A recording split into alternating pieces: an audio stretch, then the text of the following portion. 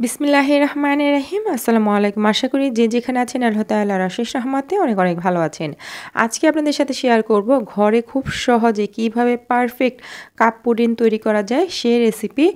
পুডিংটা একদম পারফেক্ট হবে, নো ফেল রেসিপি। আশা করি এই রেসিপি আপনাদের কাছে অনেক অনেক ভালো লাগবে।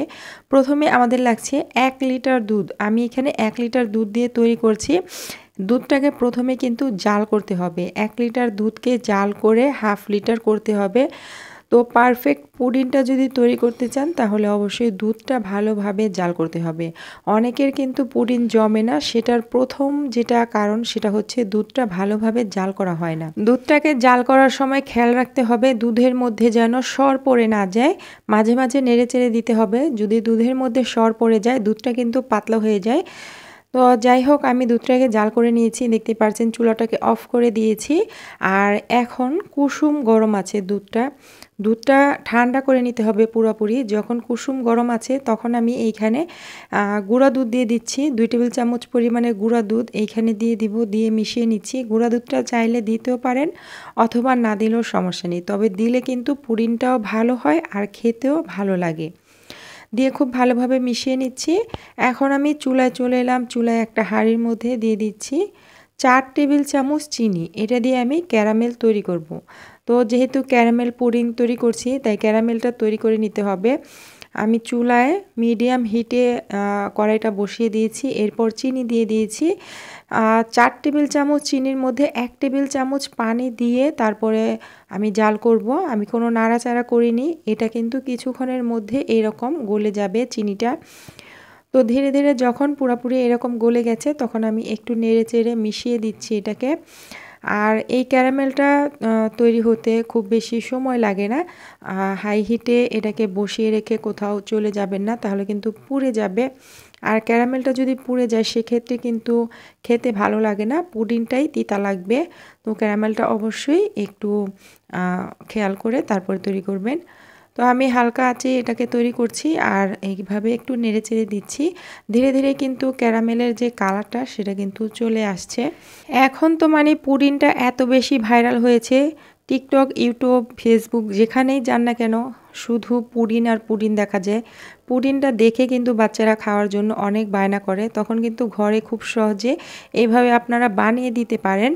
আর অনেকের যে পুডিং জমে না, অনেকেই দেখছি পুডিং জমে না, ভেঙে যায়। তো তাদের কিছু ভুল থাকে, সেই কারণেই কিন্তু পুডিংটা জমে না। আমার কিন্তু ক্যারামেলটা হয়ে গেছে। ক্যারামেলটা যখন এরকম কালার চলে আসবে তখনই কিন্তু গরম থাকা অবস্থাতে যে বাটিতে সেট করব পুডিংটা সেই বাটিতে দিয়ে দিতে হবে। তো আমি কাপের মধ্যে তৈরি করছি, আপনারা চাইলে বড় যে কোনো স্টিলের বাটির মধ্যে তৈরি করতে পারেন। কাপের মধ্যে আমি ক্যারামেলটা দিয়ে দিলাম, দিয়ে খুব ভালোভাবে এইভাবে করে ঘুরিয়ে চারপাশে লাগিয়ে দিচ্ছি।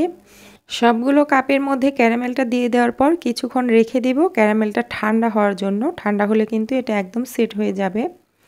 এখন আমি ডিম নিয়ে নিয়েছি, এখানে আমি 6টা ডিম নিয়েছি। 1 লিটার দুধের জন্য আপনারা 6টা ডিম দিয়েও তৈরি করতে পারেন অথবা 4টা ডিম দিয়েও তৈরি করতে পারেন অথবা 5টা ডিম দিয়েও তৈরি করতে পারেন। তবে 6টা ডিম দিয়ে তৈরি করলে পুডিংটা ভেঙে যাওয়ার কোনো ভয় থাকে না। অনেকেই আছেন যে একটা ডিম কম দেওয়ার জন্য মানে খরচটা কমানোর জন্য একটা ডিম কম দিতে পারেন অথবা 2টা ডিম কম দিতে পারেন। অনেকেই কিন্তু 1 লিটার দুধের জন্য 4টা ডিম দেন। তখন অনেক সময় দেখা যায় পুডিংটা হয়ে যায়, অনেক সময় দেখা যায় পুডিংটা ভেঙে যায়। তো একটা ডিম কম দেওয়ার জন্য কিন্তু পুডিংটা নষ্ট হয়ে গেলে পুরোটাই নষ্ট হয়ে গেল। আর একটা ডিম যদি বেশি হয় পুডিংটাও কিন্তু বেশি হবে। তো আমার মনে হয় একটা ডিমের জন্য পুডিংটা নষ্ট না করে একটা ডিম বেশি দেওয়াই ভালো। আমি কিন্তু এখানে 6টা ডিমই দিয়েছি, তবে আপনারা চাইলে একটা ডিম কম দিতে পারেন, এখানে 5টা ডিম দিতে পারেন। তো আমি এখানে ডিমগুলোকে ভেঙে নিয়েছি। এখন এর মধ্যে চিনি দিয়ে দিচ্ছি 1 কাপ। আমার এই 1 কাপে হচ্ছে 240 গ্রাম চিনি আছে। যারা মিষ্টিটা একটু কম পছন্দ করেন আর একটু কম দিতে পারেন, তবে এই মিষ্টিটা আমাদের জন্য একদম পারফেক্ট আছে। যারা মিষ্টি কম পছন্দ করেন তারা একটু কমিয়ে দিবেন। তো দিয়ে খুব ভালোভাবে মিশিয়ে দিচ্ছি যাতে করে চিনির দানাটা গলে যায়, সে পর্যন্তই এই ডিমটাকে মিশিয়ে নিতে হবে। তো যখন চিনিটা গলে যাবে তখন এর মধ্যে আগে থেকে জাল করে যে ঠান্ডা করে রেখেছি দুধটা সেটা দিয়ে দিচ্ছি। অনেকের পুডিং ভেঙে যায় বা জমে না সেটার প্রথম যে কারণটা সেটা হচ্ছে দুধটা ভালোভাবে জাল করা হয় না। আর দ্বিতীয় যে কারণটা সেটা হচ্ছে ডিম কম হয় এই জন্য।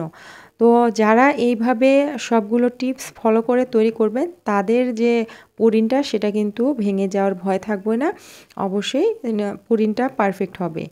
তো আমি খুব ভালোভাবে মিশিয়ে নিলাম, মিশিয়ে নেওয়ার পর এটাকে একটু ছেঁকে নিচ্ছি এভাবে করে, এতে করে যে দুধের মধ্যে সর থাকে, ডিমের যে একটু আঁশ থেকে যায় সেটা এইভাবে করে আলাদা হয়ে যাবে। তো এটা চাইলে ছাঁকতেও পারেন অথবা না ছাঁকলেও সমস্যা হয় না। তো এটা ছেঁকে নেওয়ার পর এখন আমি পুডিনের যে কাপের মধ্যে এগুলোকে দিয়ে দিব। সবগুলো কাপের মধ্যে আমি দিয়ে দিচ্ছি, পুরোপুরি ভরে দেওয়া যাবে না, পরবর্তীতে কিন্তু এটা একটু ফুলে উঠবে, একটু খালি রেখে তারপরে দিতে হবে। আজকের এই সহজ রেসিপিটা যদি আপনাদের কাছে ভালো লেগে থাকে তাহলে লাইক কমেন্ট শেয়ার করতে পারেন। এরকমই সহজ রেসিপি পেতে চ্যানেলটিকে সাবস্ক্রাইব করে নিয়মিত পাশে থাকতে পারেন। এর আগে কিন্তু আমি অনেকবার পুডিনের রেসিপি দিয়েছি, সেগুলো কিন্তু একদম পারফেক্ট। তো আজকের রেসিপিটাও ট্রাই করে দেখতে পারেন, আপনাদেরটা কেমন হয় সেটা অবশ্যই কমেন্টে জানাতে ভুলবেন না। তো আমি সবগুলো কাপের মধ্যে দিয়ে দিয়েছি, আর যতটুকু যতটুকু মানে দুধ ডিম নিয়েছি আমি সেটা দিয়ে কিন্তু 12টা পুডিং হবে, এই রকম 12টা পুডিং হবে। আমি 6টা পুডিং সেট করে নিলাম। এইখানে আমি চুলায় একটা হাঁড়ির মধ্যে পানি বসিয়ে দিয়েছি, কিছুটা পানি দিয়েছি, এরপরে হচ্ছে টিস্যু পেপার দিয়ে দিলাম যাতে করে কাপগুলো নড়াচড়া না করে। এখন কাপগুলোকে বসিয়ে দিচ্ছি।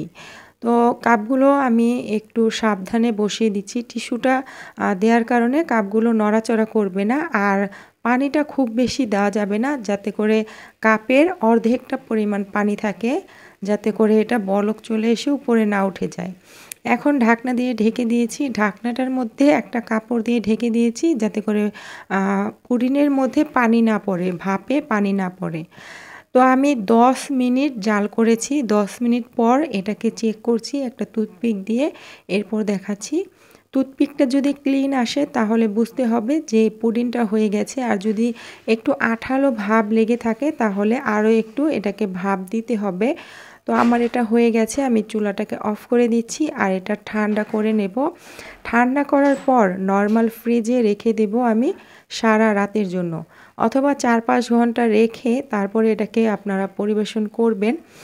সাথে সাথে যদি পুডিংটা বের করতে যান তাহলে কিন্তু ভেঙে যাওয়ার অনেকটা সম্ভাবনা থাকে। কখনোই গরম পুডিংটা এটাকে ঢালতে যাবেন না, ঠান্ডা করে তারপরে নর্মাল ফ্রিজে রেখে তারপরে এটাকে বের করবেন, এই পুডিংটা একটুও ভাঙবে না। তো আমি কাপ থেকে এটাকে বের করে নিয়েছি, আর সবগুলো কাপ থেকে বের করে নেব। আর এগুলো মাশাআল্লাহ খুব সুন্দর হয়েছে, খেতেও কিন্তু অসম্ভব মজার হয়েছে।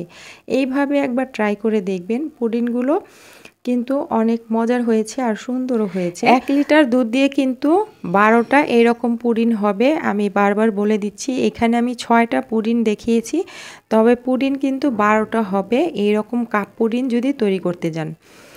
তো আশা করি আজকের ভিডিও একটু হলেও ভালো লেগেছে। আজকের মতো এখানেই বিদায় নিয়ে নিচ্ছি, দেখা হবে নেক্সট ভিডিওতে। সে পর্যন্ত সবাই ভালো থাকবেন, সুস্থ থাকবেন। এতক্ষণ সাথে থাকার জন্য অনেক ধন্যবাদ। আল্লাহ হাফেজ।